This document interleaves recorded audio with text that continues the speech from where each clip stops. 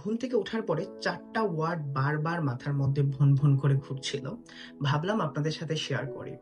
এই ৪টা ওয়ার্ডকে কোরআনুল কারিমের মোটিভেশনাল ওয়ার্ড বলা হয়। প্রথম ওয়ার্ডটা মূলত আপনার অতীত নিয়ে বলা হয়েছে এবং ওয়ার্ডটা হলো লা তাহজান। লা তাহজান মানে হলো অতীত নিয়ে কখনোই হতাশ হওয়া যাবে না। অতীত আপনার ভবিষ্যৎটাকে ডিস্ট্রয় করে দেয়। একবার ভেবে দেখেন আপনার সাথে কে কি করলো, কেন করলো, কেমন করে করলো, আপনি যদি এই জিনিসগুলা নিয়ে ভাবতে থাকেন তাহলে আপনি কিন্তু নিজেকে লো ফিল করবেন। আপনার ভবিষ্যৎ নিয়ে ভাবতে ভালো লাগবে না। আপনার মনে হবে ভবিষ্যতেও যদি কেউ আমাকে এইরকম করে বা আমার সাথে এরকম করে। তো আপনি অতীত নিয়ে কখনোই হতাশ হবেন না। সেকেন্ড ওয়ার্ড বলা হয়েছে ভবিষ্যৎ নিয়ে এবং এই ওয়ার্ডটা হলো লা তাহাফ।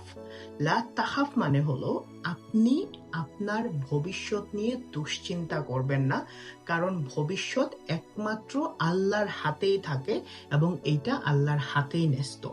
আপনাকে কি করতে হবে, আপনি প্রেজেন্টে যে কাজ করছেন, বর্তমানে যে কাজ করছেন, আপনি ওই কাজে 100% ফোকাস দিবেন এবং আপনার যেন দিন শেষে মনে না হয় যে আমি আমার এই কাজে আরো বেশি এফোর্ট দিতে পারতাম, আমি এই কাজটা আরো পারফেক্টলি শেষ করতে পারতাম।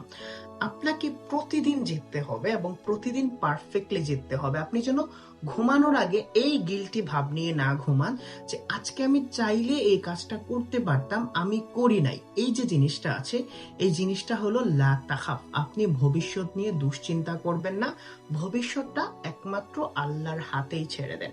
থার্ড হলো লা তাগদাব। আপনার জীবনে অনেক অনাকাঙ্ক্ষিত ঘটনা আসবে, অনেক অনাকাঙ্ক্ষিত ঘটনা ঘটেও যেটার দায় আপনার উপর পড়ে না। অনেক সময় হয়ে যায় ফ্লোতে, অনেক সময় আপনার ভুল বশত হয়ে যায়। আপনাকে রাগ করা যাবে না, আপনাকে মেজাজ হারানো যাবে না।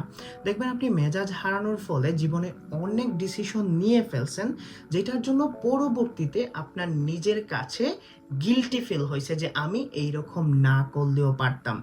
আপনি যেহেতু আশরাফুল মাখলুকাত, আপনাকে অবশ্যই এই জিনিসটা বুঝতে হবে যে আল্লাহ আপনাকে বুদ্ধিমত্তা দিয়ে সৃষ্টি করছেন।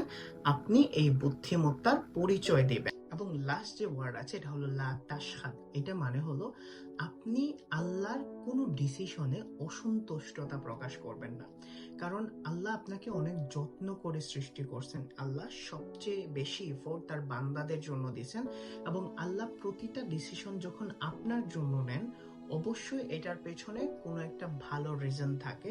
কোনো রিজন ছাড়া পৃথিবীতে কোনো কিছুই ঘটে না, এটা মাথায় রাখতে হবে।